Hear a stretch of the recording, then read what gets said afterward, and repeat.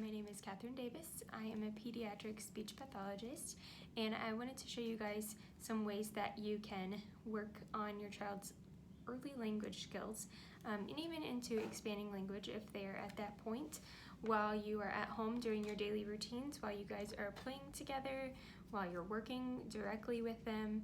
These are just easy ways you can work on those language skills. They're easy to implement in your daily activities. So there's just a few strategies I want to talk about. Some of them kind of overlap, but that's okay. But like I said, you have some of these things at home, or you can use what you have already, and I will give you some ideas along the way as we go. So daily routines. If your kiddo is aware of the daily routines, something like you do every day, like brushing your teeth. So this one is going to be violating expectations. So say you're going to brush your teeth. This is an activity hopefully that they like to do. If not, then you can do a different activity. But you can give them the toothpaste. Like I always do, I keep it really tightly sealed so they can't open it on their own. And they look at you like, what am I gonna do with that? And you could say, oh, that's not what you need. What do we need? We need a toothbrush. Let's go find our toothbrush. Or maybe they have those problem-solving skills to go through the drawer and find their toothbrush. So you're building an opportunity to talk about what you need and why that's not gonna work. We can't use that to brush our teeth. That's not gonna work. We need our toothbrush. So that's the first thing, is violating expectations. That's easy to do in your everyday activities. The next thing is assistance. So if you have worked with me, or if you worked with a speech pathologist before, this is something I always do. I bought these little containers like this at Goodwill. They're just seasonal Tupperware type containers, and I make sure, like I said with the toothpaste, it's tight, really, really tight, because some of our kiddos are really strong and they can open things. This is a screw top, and a lot of kids do have a hard time coordinating that movement, so I make sure it's really tight. I give them the jar. Oh, I can't open it. You can't open it, and that's a good opportunity. Oh, it's so hard. Oh, turn. They can't turn it, so that's a good opportunity for them to ask for help. That's just, excuse my paint thumb, an opportunity for them to ask for help. So it's a right hand kind of with a thumb up onto a left flat palm help, and they can do that exact sign, or they can use an approximation. That's fine. I've seen some kids do this. You might have to do hand over hand. All are okay for these kiddos who are just learning how to express what they want.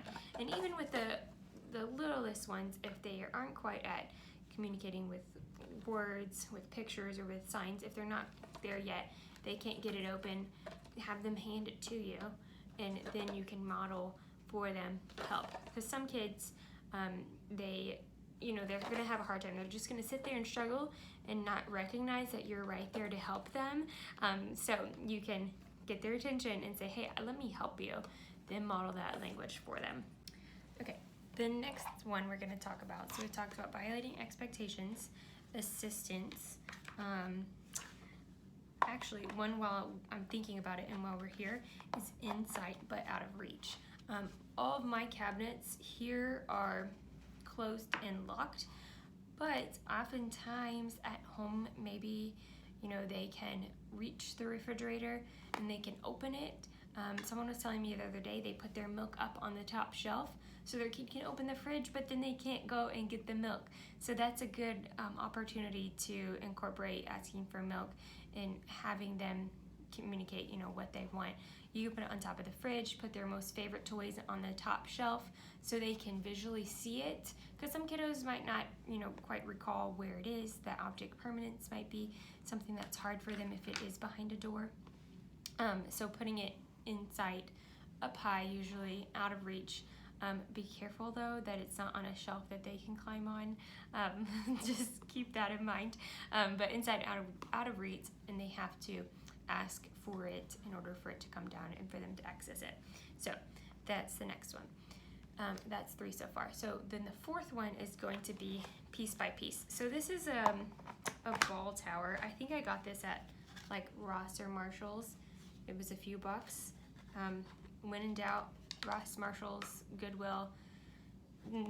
They don't support me at all. I'm just here to say that they're good places to find gently used toys. So this ball tower, I like it because then you can give them the color, give them the one that they want. And again, you are holding on to all of the pieces, so they have to ask for more. So they can ask for more if they are able to communicate and imitate that sign. That's a good opportunity for that. You might have to do hand over hand. That's fine. That's the sign for more. If they're not quite there yet, you can give them that piece and then give them color choices, orange or green. If they can imitate words, then that's great. If not, then that's fine as long as they're making a choice. Sometimes our kiddos, it's hard to make a choice, and that's okay. You can just, whichever one they look at first or whichever one they kind of reach to, because a lot of my kids will come and grab both because they want both. They can't, they just want everything in front of them. But whichever one they touch first, go with that one, if that's the stage of communication that they're at. So we're putting them on one piece at a time. And like I said, you're holding on to them. They might try to grab and get it from you, but you have to say no. Okay, tell me what you want. So we're putting those on piece by piece. Same thing goes, once you get these on, same thing goes for the actual balls.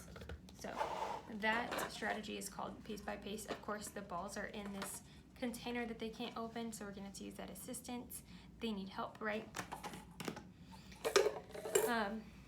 And then, again, this is similar to Violating Expectations, but I close the jar back up, give them one ball, sign for a ball, just like that. Here's one ball, I put it on top, I'll put my hand right here. You can do this like a car track or whatever, just block it, and they're gonna probably not be too happy about that. Some are gonna pull your hand off, and that's fine if they do that, depending on the stage of communication that they're at.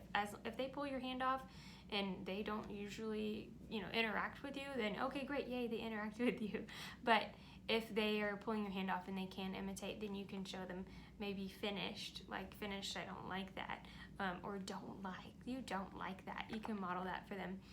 But this is sabotaging. So they've got the ball, they've got it up there, they're really excited, and they put it on there, and you've got your hand in the way, and now the ball can't go down, which is what they want to see it do.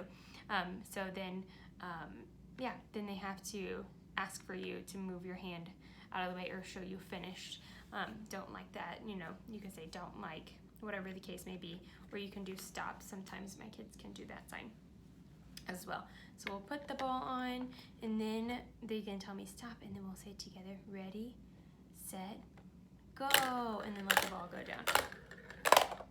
Okay, so that was a lot of fun. We just let the ball go down, and of course I kind of have the ball, I'm holding the container as always, and I'm holding it, I'm making it really tempting for them, and they're gonna want some more balls.